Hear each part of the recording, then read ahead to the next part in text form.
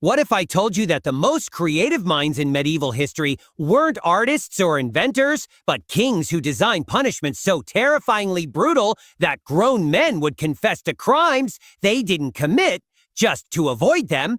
Tonight, as you settle into sleep, I'm going to guide you through 8 of the most horrific punishments ever ordered by medieval monarchs, methods so psychologically devastating that they could break a person's mind before their body ever gave out. And if you stay with me until the end of this dark journey, I'll reveal which of these royal punishments is still legally practiced in certain countries today. Trust me, what these kings consider justice will change how you think about power forever. But before we descend into this world of medieval royal cruelty, if you find these deep historical explorations as fascinating as they are disturbing, make sure to subscribe and hit that notification bell.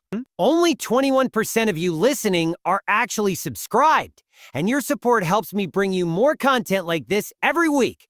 Now close your eyes, get comfortable, and let me transport you back to a time when kings ruled with absolute power and used it to create punishments that defied human imagination. The first terror, flaying alive. King Edward I of England. Our journey begins in 13th century England, where King Edward I, known as Longshanks, ordered a punishment so methodical and horrific that it became his signature method of breaking rebellious spirits. Edward didn't just want to kill his enemies. He wanted to strip away their humanity, literally, one piece at a time. The punishment was called flaying alive, and Edward perfected it during his campaigns against the Scottish rebels. But this wasn't random violence. It was calculated psychological warfare designed to terrorize entire populations into submission. Edward would have his victims stripped naked and bound to wooden frames in the town square, ensuring maximum visibility for the horror that was about to unfold. The flaying process began at the feet, where skilled executioners would make precise cuts just deep enough to separate the skin from the muscle beneath. The art, and Edward considered it an art, was in keeping the victim conscious and aware throughout the entire process. Too deep a cut would sever major blood vessels and cause the victim to bleed out quickly, ending their suffering too soon for Edward's purposes. The executioners Edward employed were former butchers and leather workers, men who understood how to separate hide from flesh with surgical precision. They would work slowly, methodically, starting with small strips of skin from the toes and gradually working their way up the legs. The victim would feel every millimeter of skin being peeled away, the cold air hitting raw nerve endings, the burning sensation of exposed muscle tissue. But here's what made Edward's flaying truly terrifying. He would have scribes document every moment, recording the victim's words, their pleas, their promises of information if only the torture would stop. These records weren't just for Edward's entertainment. They were psychological weapons used to break future prisoners before the torture even began. Edward would often have other prisoners brought to watch the flaying, forcing them to see exactly what awaited them if they didn't cooperate. Many would confess to anything, reveal any secret, betray any ally rather than face the methodical horror of having their skin slowly stripped from their living body. The process could take hours, sometimes an entire day if the executioner was particularly skilled. Edward would sometimes dine while watching, treating the screams of the dying as dinner entertainment. Contemporary accounts describe how he would pause the torture to ask questions, offering to stop the flaying in exchange for information, only to continue the punishment regardless of whether the victim cooperated. When William Wallace was finally captured, Edward ordered him flayed while still alive, but only partially, just enough to cause unimaginable agony without killing him immediately, because Edward had other torments planned for the Scottish hero. The second terror, the boats. Persian King Artaxerxes. Then moving east to ancient Persia, we encounter King Artaxerxes II, who created a punishment so ingenious in its cruelty that it became known simply as the boats, a method that turned the victim's own body into their torture chamber.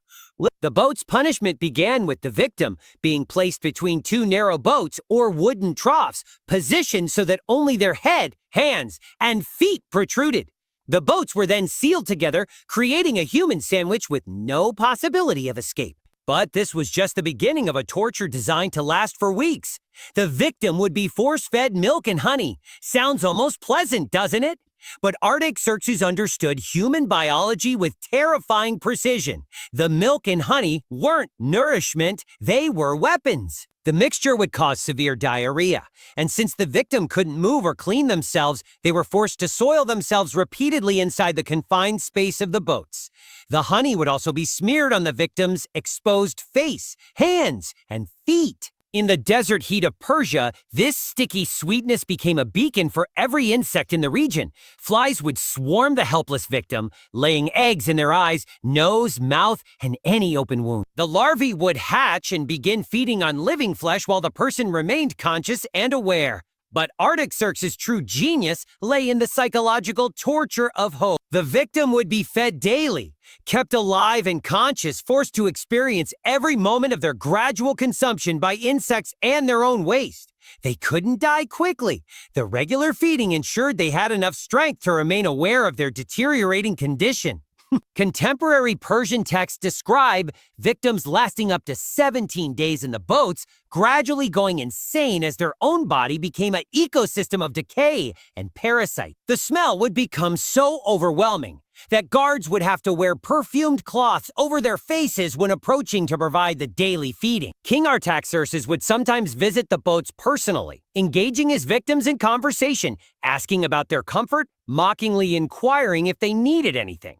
He treated their unimaginable suffering as a source of amusement, proof of his absolute power over life and death.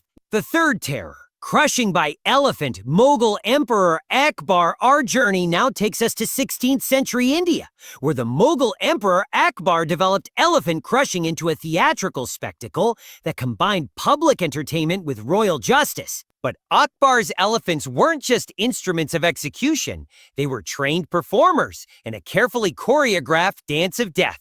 Akbar kept specially trained execution elephants that understood commands for different types of crushing. Some elephants were taught to kill quickly, stepping on the victim's head or chest to provide a swift death.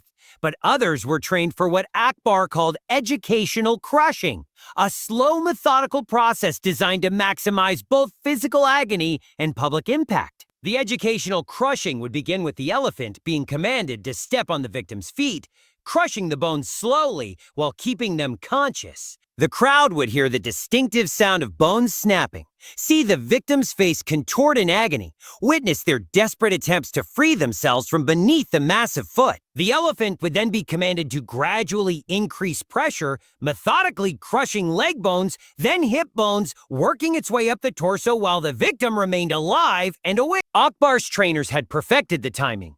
They knew exactly how much weight to apply and for how long to keep the victim conscious throughout the entire process. But what made Akbar's elephant crushing truly terrifying was the psychological element. The elephants were trained to pause between crushing different body parts, allowing the victim time to contemplate what was coming next.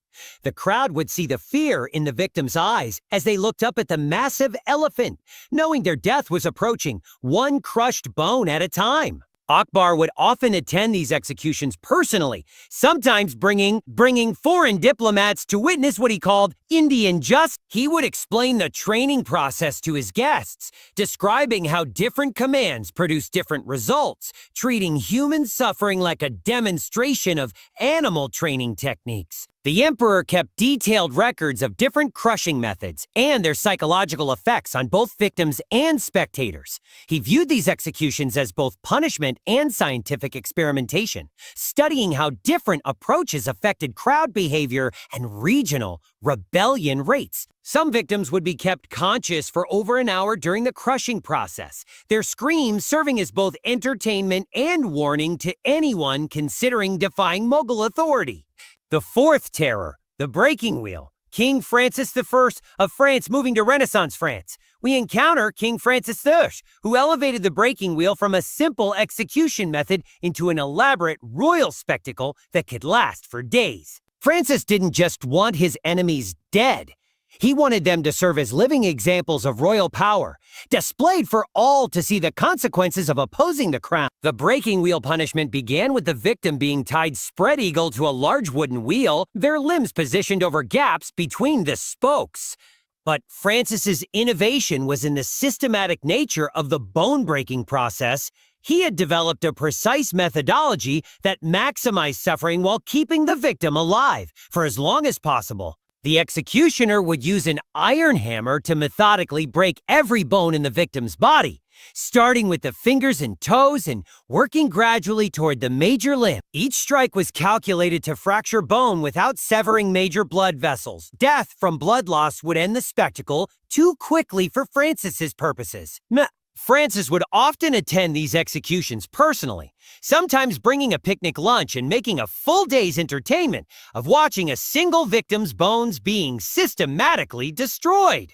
He viewed the breaking wheel as the ultimate demonstration of royal authority, the king's power to literally reshape the human body according to his will. The breaking process would typically take several hours, with the executioner pausing periodically to allow the crowd to fully appreciate the victim's condition. After all the bones were broken, the victim's shattered limbs would be woven through the spokes of the wheel, creating a grotesque human sculpture that would be hoisted high in the air for public display. But here's what made Francis's breaking wheel truly horrifying. The victims often remained alive for days after the breaking process was complete. They would hang there, conscious and aware, every breath causing agony as their broken ribs ground against each other, their shattered limbs twisted into impossible position. Francis had physicians study these victims, documenting how long they could survive with completely broken bones, what caused them the most pain, which positions maximize their suffering. He treated human agony like a scientific experiment, gathering data to improve future breaking wheel sessions.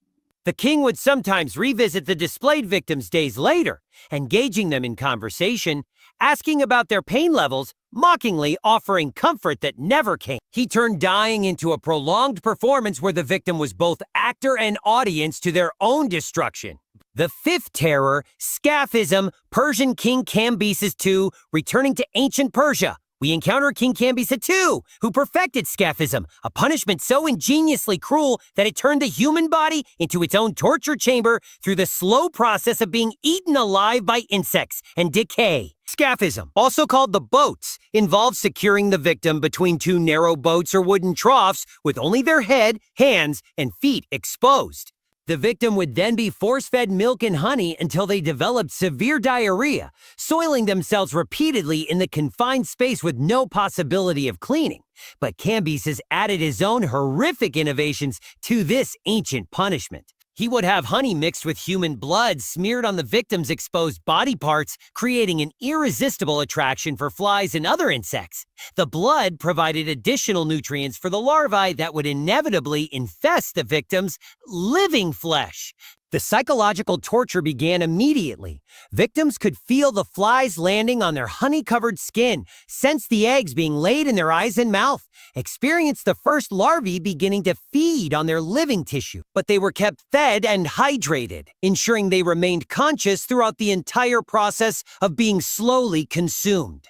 Cambyses would visit his Scaphism victims daily, documenting the progression of their deterioration. He kept detailed records of how different honey blood mixtures affected insect attraction, which body parts were consumed first, how long victims could remain conscious as they were gradually eaten alive. The king treated these visits like a scientific expedition, bringing court physicians to study the process, having artists create detailed drawings of the various stages of consumption.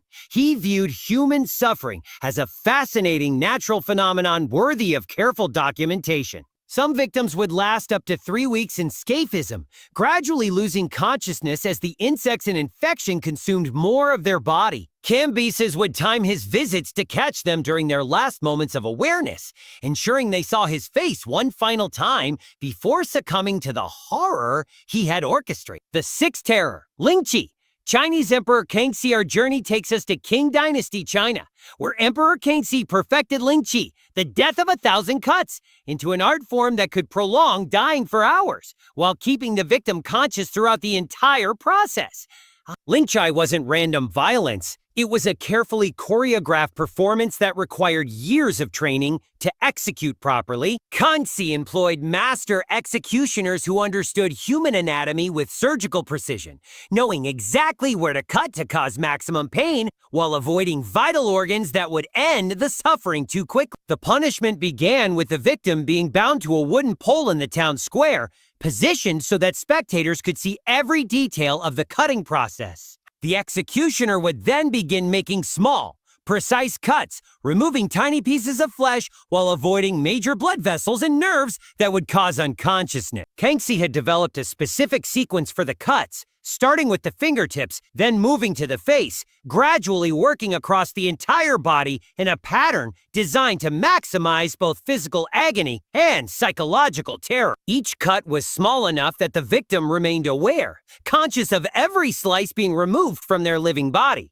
The emperor would sometimes attend Lingqi executions personally, bringing foreign ambassadors to witness what he called Chinese precision in justice. He would explain the cutting sequence to his guests, describing how different cuts affected the victim's consciousness and pain levels. But what made Kansi's Lingqi truly terrifying was the psychological element. The victim could see each piece of their own flesh being cut away, watch their body being methodically dismantled while they remained fully aware. The executioner would sometimes hold up the removed flesh, showing it to the victim before discarding it. The entire process could last up to 3 hours, with the executioner pausing periodically to ensure the victim remained conscious. Kansi had physicians monitor the victim's pulse and breathing, providing stimulants if necessary to keep them aware throughout the entire cutting process. Some victims would be subjected to over 1,000 individual cuts before the executioner was finally allowed to make the killing stroke.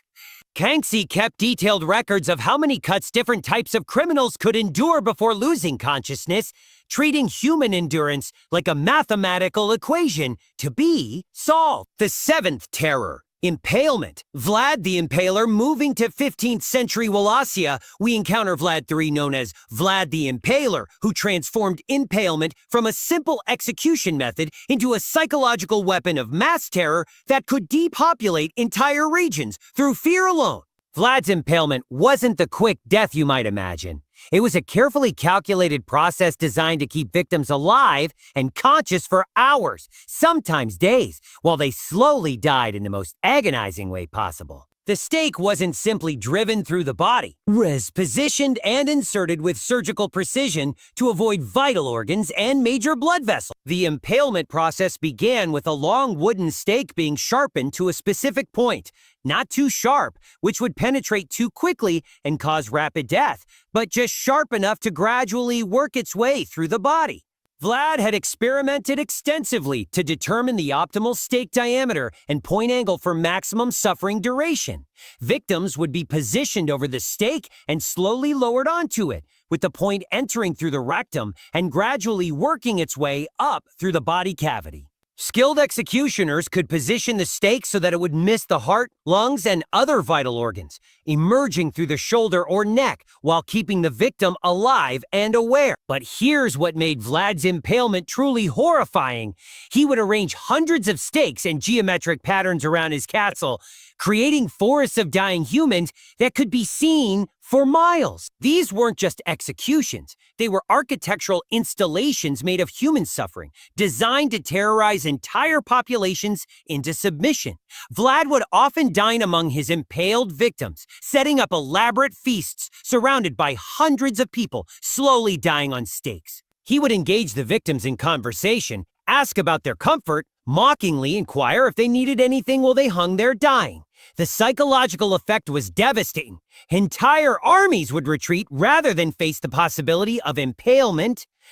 Vlad had weaponized human imagination, using the fear of his punishment to achieve military victories without fighting battles. Some victims would remain conscious on the stakes for up to 3 days, gradually weakening as gravity slowly pulled their body weight down onto the stake. Vlad would visit them daily, documenting their condition, studying how different body types affected survival time on the stakes. The eighth terror, The Judas cradle, King Ferdinand II of Spain, our final destination, brings us to Spanish Inquisition. Where is Spain? Where King Ferdinand II developed the Judas cradle into the ultimate instrument of confession extraction, a device so psychologically devastating that most victims would confess to anything rather than face its methodical horror. The Judas cradle was a pyramid-shaped wooden or metal device with a sharp point at the top. The victim would be stripped naked and slowly lowered onto the point, which would be positioned to enter the rectum, vagina, or any other body opening. But Ferdinand's innovation was in the psychological application. The cradle wasn't designed to kill quickly, but to create unbearable pressure and the constant threat of deeper penetration. The victim would be supported by ropes and pulleys, allowing the torturer to control exactly how much weight rested on the pyramid point. They could be lowered just enough to feel the sharp point penetrating, then lifted slightly to provide relief, then lowered again in a cycle that could continue for hours. Ferdinand would often personally oversee Judas cradle sessions, especially when interrogating high-value prisoners suspected of heresy. He viewed the device as the perfect truth extractor. The psychological pressure of knowing that at any moment they could be lowered further onto the point was often more effective than the physical pain itself. The king had different sized cradles constructed for different purposes. Smaller, sharper points for extracting quick confessions, larger, duller points for prolonged psychological torture. He treated confession extraction like a science, documenting which approaches work best for different types of prisoners. But what made Ferdinand's Judas cradle truly terrifying was the uncertainty. Victims never knew how far they would be lowered, how much pain they would be forced to endure, whether the next lowering would be the one that caused permanent damage or death. The psychological torture of anticipation often broke victims before the physical torture even began. Ferdinand would sometimes have multiple cradles operating simultaneously, forcing prisoners to watch others being tortured while they awaited their own turn. The combination of anticipation and witnessing others suffering created a level of psychological pressure that few could withstand. Conclusion: the dark legacy of royal power. As we reach the end of our journey through these 8 terrifying punishments, it's important to understand that these weren't the actions of madmen or exceptional monsters. These were sophisticated, educated rulers who commanded vast resources and absolute power, and they chose to use that power to perfect the art of human suffering. Each of these kings viewed torture and execution not just as justice, but as statecraft, tools for maintaining power, extracting information, and terrorizing populations into submission. They approached human suffering with the same methodical attention to detail that other rulers brought to architecture or military strategy. What makes these stories particularly disturbing is their systematic nature. These weren't crimes of passion or moments of temporary cruelty. They were carefully planned, methodically executed, and continuously refined policies of terror implemented by the highest authorities in their respective societies. But perhaps most unsettling of all is the fact that some of these methods haven't completely disappeared from the world. While the specific techniques may have evolved, the underlying principle, using systematic torture to break human will and extract compliance, remains unfortunately relevant in certain parts of our modern world. As you drift off to sleep tonight, remember that these stories serve as powerful reminders of what happens when absolute power is combined with human creativity turned toward cruelty. These medieval kings had the resources to build beautiful cathedrals, fund great art, and advance human knowledge. Instead, they chose to perfect the science of suffering. The most terrifying aspect of these punishments isn't their physical brutality, but their psychological sophistication. These rulers understood human nature well enough to design tortures that attacked not just the body, but the mind and spirit. They knew that the anticipation of pain could be worse than pain itself. That hope could be weaponized as effectively as any physical instrument of torture. Sweet dreams, and remember, the capacity for both great good and great evil exists within all of us. The difference between a protector and a monster often comes down to the choices we make when no one can stop us and nothing constrains our actions. These medieval kings made their choices, and history has judged them accordingly. Sleep well, knowing that you live in a world where such absolute power is no longer possible, where accountability and human rights have replaced the divine right of kings to inflict suffering without consequence. The monsters of the past remain safely buried in history, serving now only as warnings about the eternal human struggle between power and compassion. Rest peacefully, and may your dreams be free from the horrors we've explored together tonight.